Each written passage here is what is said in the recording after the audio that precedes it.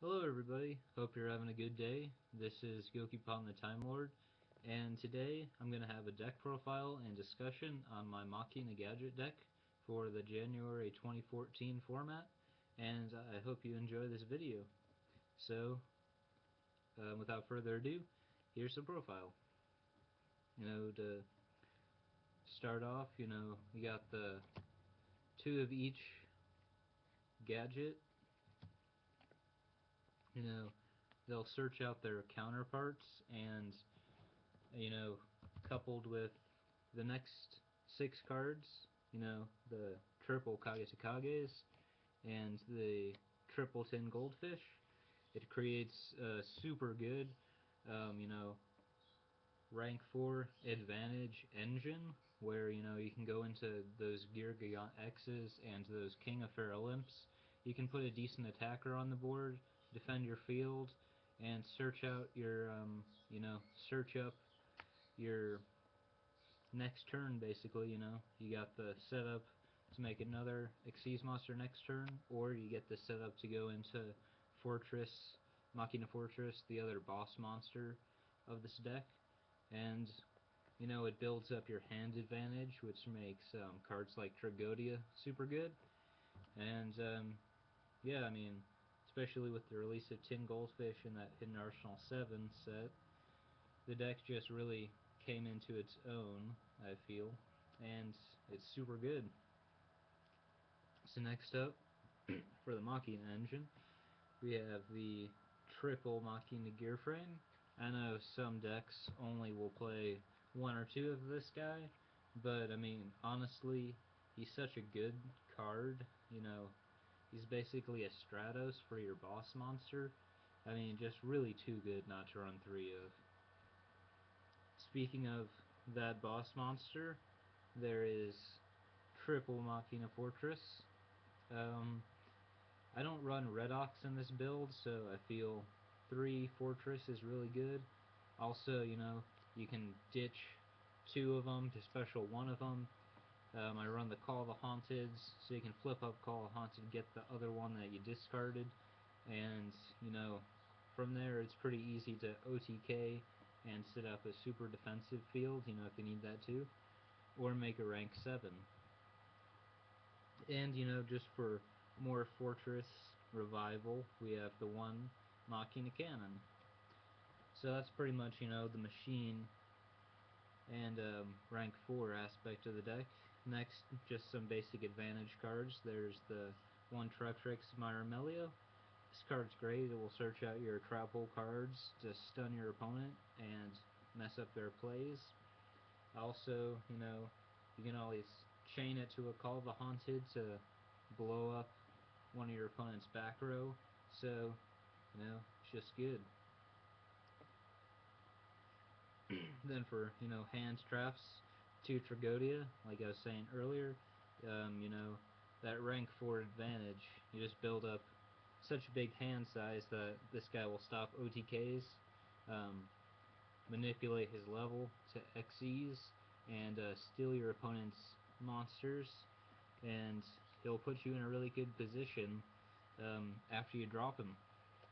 Then we have 2 Maxes, just more defensive hand traps, stop your opponent plays, and or if they're dumb, you'll get to draw a bunch of cards, and maxing into a Tragodia is always good.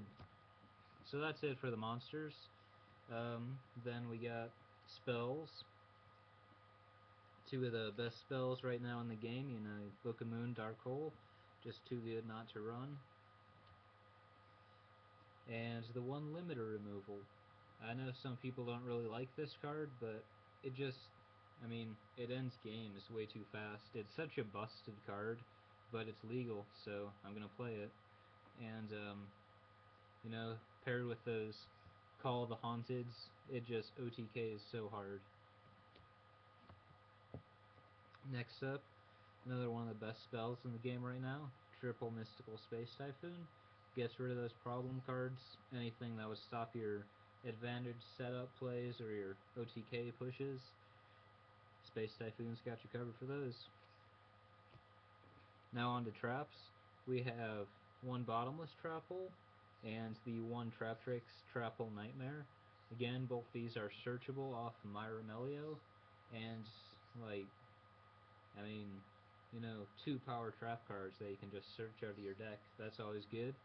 And right now, I'm really preferring the trap hole nightmare over void trap hole, just because once Legacy of the Valiant is released in the TCG, we're gonna have to deal with that Noble Swarm card, and it could do some damage to this deck just because we build up so much hand advantage using the gadgets, and Trap Hole Nightmare will stop that Evil Swarm Xyz guy right in his tracks, stop him from ruining your setup and stop you from losing the game to him. Next up, almost on a similar vein, we got the Effect Negation, Triple Fiendish Chain. Um, it stops them from attacking as well, so it can protect your smaller gadgets, if you just got them sitting out on the field. Um, that's why I prefer this card over Effect Veiler. And it can stop things that happen outside of the main phase, and you can use it on your turn. I mean, I just really prefer it for those reasons, but I got 3 of it, and so puts in a lot of work for the deck. 2 Mirror Forces, again, stops those OTKs, wipes your opponent's board. I mean, you know why it's in here, it's just too good. Solemn Warning, Torrential Tribute, the Compulse Evacuation Device, no explanation needed, they're just, super busted cards, and, we got them, so we're gonna run them. Next up, those 2 Call the Haunteds. Again, in this type of build, this card is just way too good. If one of your gadgets gets Veiler or something, and then your opponent does a Blind Space Typhoon, you can just flip Chain Call the Haunted, search, summon that gadget, search its counterpart, get your deck back into the flow of how it's supposed to be searching out, instead of getting stopped by that Veiler. Waste your opponent's cards.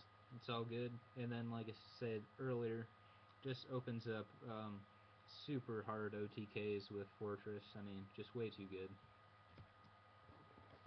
Now for the extra deck, I mean, it's probably the main part, these rank 4s that set up our plays and win us the games.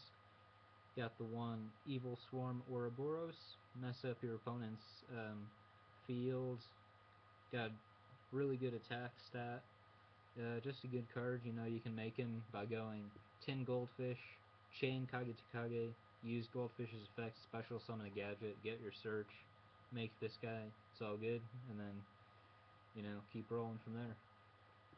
The 1 Daigusto Emerald, for, the late game, kind of resetting up your deck, you could add back in those gadgets for the ones you have in your hand, so they're not dead. You can, summon them and actually search something. Drawing that extra card's always good. Yeah, just late game advantage. Too good not to run. Diamond Direwolf. This card is just, takes care of problem cards your opponent may have sitting on the field. He has to destroy himself, which kind of sucks. I mean, he's obviously a lot better in Fire Fists or in, Fire Kings, but for what he's doing, it's pretty good, and his card art is just super badass. I mean, he's a wolf, it's awesome. For probably the star of the extra deck, you got the 2 Gigant X, and, he'll search out those Machina gear frames, those 10 goldfishes to keep your plays rolling. That's the good thing. These advantage cards like this will make sure your next turn, and then the turn after that, will always have a play to make, and, you'll be ready for what your opponent does. Next up, probably the best defensive Xyz monster, in my opinion. Double Maystroke, got the Book of Moon effect built into it. just really too good. And this type of deck, I feel 2 is a optimal number to run. And yeah, got the Black Ship of Corn for taking care of problem cards, like Gachi Gachi or Wind Up Zen mains, cards that just get in the way, You can blow them off with the Black Ship of Corn, so it's all good there. Double King of the Pharaoh Imps allows you to search out the Kage set up your plays for next turn. Um, Once the Noble Swarm and the Shark Knight card come out, one of these will get dropped for that. But for right now, 2 of them's pretty good. And in the side deck, you can always deck Devastation Virus him away after you get your search, so it's all good there. 1 Gage Cowboy, just for ending those games, where your opponent has 800 or less life points. You can go limiter removal, and if you don't quite finish him off, main phase 2, you just Xyz for Cowboy and win from there. So, yeah, I mean, no reason not to run him. He also has the other effect, he can attack over monsters when he's in attack position. You got the 1 Gem Knight Pearl. Yeah, it's altered art as Goku from Dragon Ball Z. I mean, 2600 attack is just a good card to have, when you need to run over some stuff. 1 Knight Photon Papal Operative. Good against decks like Frogs, anything that will have to set their monsters. You can get some advantage over them and put in some damage at the same time. 1 Master of Blades, it's the only rank 7 I have. Honestly, he's not that good this format.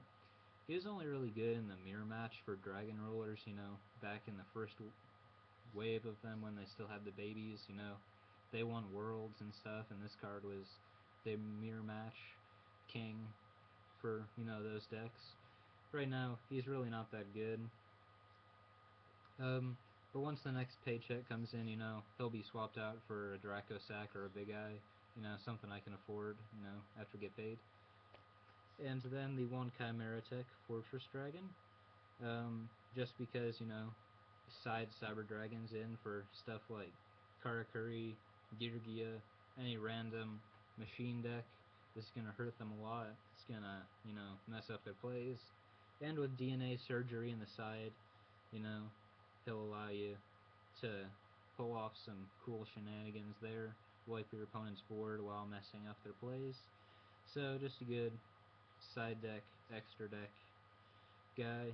He's a boss monster on his own, and yeah, no real need to explain him, I guess. I mean, you know how good he is.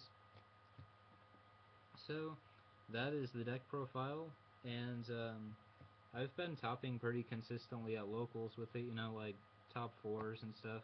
I mean, our locals is pretty small, but, still, it's a good deck, puts in a lot of work, and I think it's really going to shine in this next format because, it looks like things are going to slow down a bit. It has a lot of side deck potential with Macrocosmos and Soul Drain for against mermails, which is really good. And yeah, I think it's just going to do really well. I mean, it's always been a good deck, and I think it will continue to be one. So, this has been Goki Pon the Time Lord, and I will catch you guys later.